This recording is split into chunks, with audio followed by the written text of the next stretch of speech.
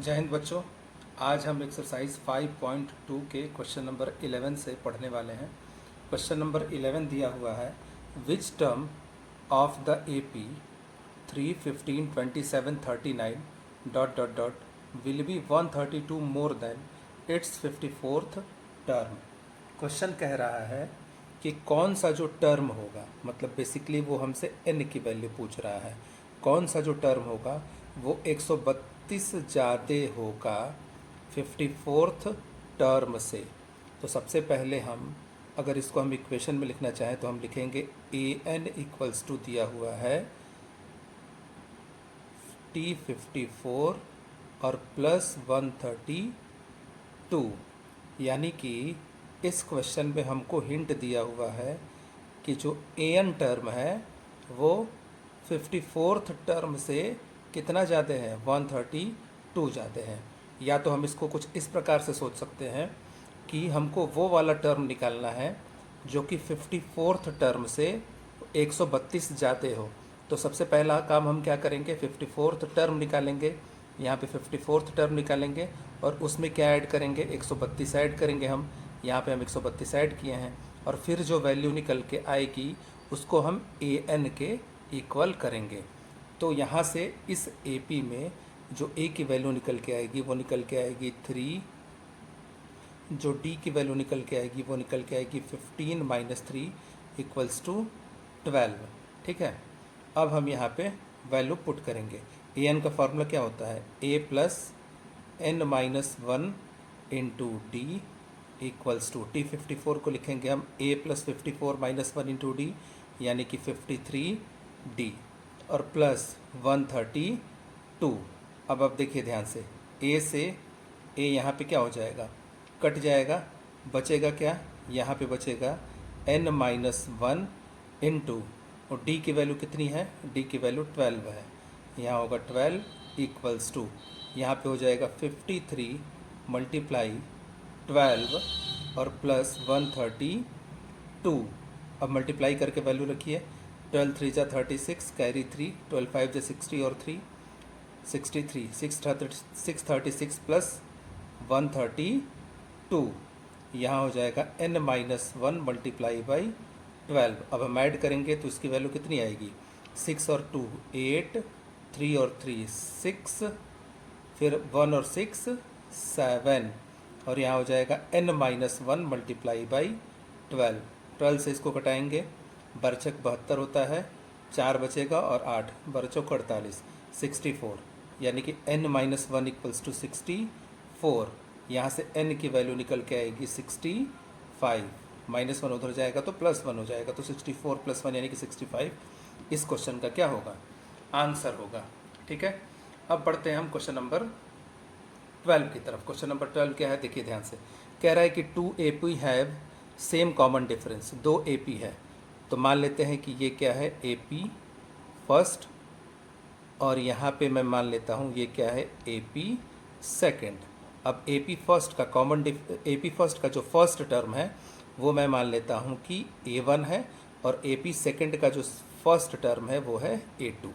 ठीक है, कह रहा है कि common the difference between their 100th term is 100, what is the difference between their 1000th term, और साथ में दिया हुआ है कि हैव सेम कॉमन डिफरेंस, यानी कि इसका कॉमन डिफरेंस अगर स्मॉल d है तो इसका भी कॉमन डिफरेंस क्या होगा, स्मॉल d।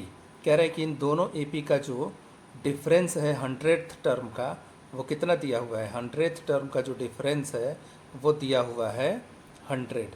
तो इसका 100th टर्म अगर मैं निकालूंगा तो क्या हो जाएगा, फॉर AP फर्स्ट T100 की वैल्यू हो जाएगी A1 प्लस 99D। ठीक है, और AP सेकंड का अगर मैं 100th टर्म निकालूंगा तो T100 हो जाएगा A plus n minus 1 into D, और फर्स्ट टर्म इसका क्या है, A2, तो A2 प्लस 100 माइनस 1 यानी कि 99D। D की जगह पे स्मॉल d यहाँ पे भी रहेगा और स्मॉल d यहाँ पे भी रहेगा, क्योंकि कॉमन डिफरेंस क्या है, दोनों का सेम है।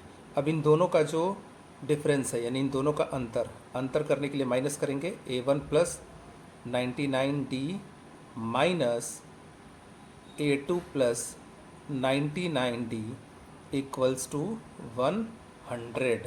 ठीक है। तो यहाँ से निकल के आ जाएगा A1 plus 99D minus A2 minus 99D equals to 100। ये और ये कट गया, तो यहाँ से A1 माइनस A2 की वैल्यू हो जाएगी 100। ठीक है। अब सुनिएगा ध्यान से, अब हम क्या करेंगे, इसमें कह रहा है कि what is the difference between their 1000th term. तो फर्स्ट वाले एपी का 1000th टर्म निकालेंगे तो क्या होगा, यहाँ पे लिखेंगे फॉर AP1 T 1000 हो जाएगा A1 प्लस 999D, और यहाँ पे लिखेंगे हम फॉर सेकेंड AP2, इसका 1000th टर्म क्या हो जाएगा, तो इसका 1000th टर्म होगा A2 प्लस 999D। ठीक है। अब इन दोनों का डिफरेंस निकालना है, तो डिफरेंस निकालने के लिए इसमें से इसको क्या करेंगे, माइनस। तो A1 plus 999D minus A2 plus 999D। ठीक है। अब यहाँ पे हम देख सकते हैं ये क्या हो जाएगा, A1 plus 999D minus A2 minus 999D। ये और ये कट जाएगा, 999D एक दूसरे से कट जाएंगे। ठीक है।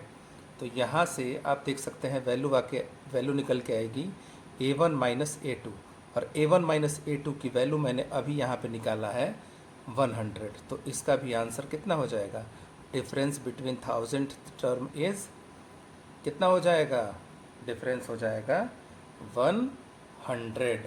समझ में आया। ठीक है। अब हम देखते हैं क्वेश्चन नंबर 13 को। कह रहा है कि how many 3 digit number are divisible by 7। कह रहा है कि कितने 3 डिजिट के जो नंबर हैं वो 7 से डिविजिबल हैं। तो देखिए 7 का टेबल जब मैं 14 टाइम्स पढ़ूंगा तो 14 7 जा कितना होता है 98, और उसमें जब मैं 7 ऐड कर दूंगा तो हमारी वैल्यू निकल के आ जाएगी 105। यानी कि 3 डिजिट नंबर में जो पहला नंबर होगा वो होगा 105, दूसरा नंबर होगा, इसमें 7 ऐड करूंगा तो 112, इसमें जब मैं 7 ऐड करूंगा तो इसकी वैल्यू हो जाएगी 117। अभी ऐसे ही आगे बढ़ते जाएगा। अब लास्ट डिजिट हमको बताना है कि लास्ट डिजिट कौन सा होगा जो कि 7 से डिविजिबल होगा। तो सबसे पहले हम यहाँ पे 999 को 7 से डिवाइड करते हैं और चेक करते हैं कि ये 7 से डिवाइड होगा कि नहीं। तो 7 1 जा 7, 2 बचा, और 9, 7 4 जा 28, 1 बचा, और यहाँ पे 9, और 7 2 जा 14, और क्या बचा 5। यानी कि ये 5 क्या आ रहा है, रिमाइंडर आ रहा है। यानी कि 999 में अगर मैं 5 को माइनस कर दूंगा, 999 में से अगर मैं 5 को माइनस कर दूंगा तो यहाँ पे रिमाइंडर क्या आ जाएगा, 0 हो जाएगा, और वो वाला नंबर क्या हो जाएगा, 7 से कम्प्लीटली डिविजिबल हो जाएगा, और वही यहाँ का क्या होगा, लास्ट टर्म होगा। तो 999 में से जब मैं 5 को माइनस करूँगा तो इसका लास्ट टर्म जो निकल के आएगा वो निकल के आएगा 994। ठीक है। अब यहाँ से ये लास्ट टर्म हमको निकल के आ गया L इक्वल्स टू 994, और A की वैल्यू हो जाएगी 105, और स्मॉल d की वैल्यू हो जाएगी 7। अब L का फार्मूला लगाइए। L का फार्मूला होता है A plus n minus 1 into D equals to 994। ठीक है। अब यहाँ पे अगर मैं इसको सॉल्व करना चाहूँ तो A की जो वैल्यू होगी, A की वैल्यू में रखूँगा 105 और प्लस n माइनस 1 और इनटू डी की जगह पे मैं रखूँगा 7 इक्वल्स टू 994। अब ये हो जाएगा n minus 1 multiply by 7 equals to 994 minus 105। अब 994 में से मैं 105 को क्या करूँगा, माइनस 14 में से 5 जाएगा, यहाँ 9 हो जाएगा, 8 होगा, 8 हो जाएगा यहाँ पे, और 9 में से 1 जाएगा, इसकी वैल्यू कितनी हो जाएगी 8। यानी कि जो हमारा यहाँ पे आंसर निकल के आएगा वो निकल के आएगा 889। यानी कि ये यहाँ पे हो जाएगा 889, और यहाँ होगा n माइनस 1 इंटू 7। ठीक है। अब अगर मैं यहाँ पे देखूँ, इसको मैं अगर 7 से कटाऊँ तो 7 1 जा 7, फिर 7 2 जा 14, और 7 7 जा 49। यानी कि n माइनस 1 इक्वल्स टू 127 यहाँ से n की वैल्यू हो जाएगा -1 इधर जाएगा तो प्लस हो जाएगा, इसकी वैल्यू हो जाएगा 128। यानी कि टोटल 128 ऐसे टर्म्स होंगे, ऐसे नंबर्स होंगे जो कि 7 से क्या होंगे, डिविजिबल होंगे 3 डिजिट वाले नंबर्स में। ठीक है, अब हम पढ़ते हैं क्वेश्चन नंबर 14 की तरफ। जो क्वेश्चन नंबर 14 है वो कुछ इस प्रकार से है, कह रहा है कि how many multiples of 4 lie between 10 and 250।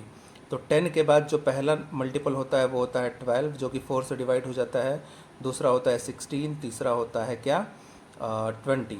ऐसे ही 250 तो 4 से डिवाइड होगा नहीं, लेकिन आप ध्यान से देखेंगे तो 248 जो होगा वो किससे डिवाइड हो जाएगा, वो डिवाइड हो जाएगा कम्प्लीटली 4 से। ठीक है, अब यहाँ से a की वैल्यू निकल के आ जाएगी 12, d की वैल्यू हो जाएगी 4 और l की वैल्यू हो जाएगी 248। अब फार्मूला लगाएंगे l का। l इक्वल्स टू क्या होता है, l इक्वल्स टू l की जगह पे 248 a प्लस यानी कि 12 plus n minus 1 into D की जगह पे 4 हो जाएगा। ठीक है, अब 248 में से 12 इधर आएगा तो माइनस हो जाएगा, तो ये हो जाएगा 248 minus 12 equals to n minus 1 multiply by 4। 248 में से 12 जब मैं माइनस करूँगा तो इसकी वैल्यू हो जाएगी 236 equals to n minus 1 multiply by 4। अगर मैं इसको कटाऊँगा 4 से तो 4 5 जा 20 और 4 9 जा 36, यानी कि 59 इक्वल्स टू n माइनस 1। यहाँ से n की वैल्यू हो जाएगा 59 प्लस 1 यानी कि 60, यानी कि टोटल 60 ऐसे टर्म्स होंगे जो कि 10 और 250 के बीच में 4 के मल्टीपल होंगे।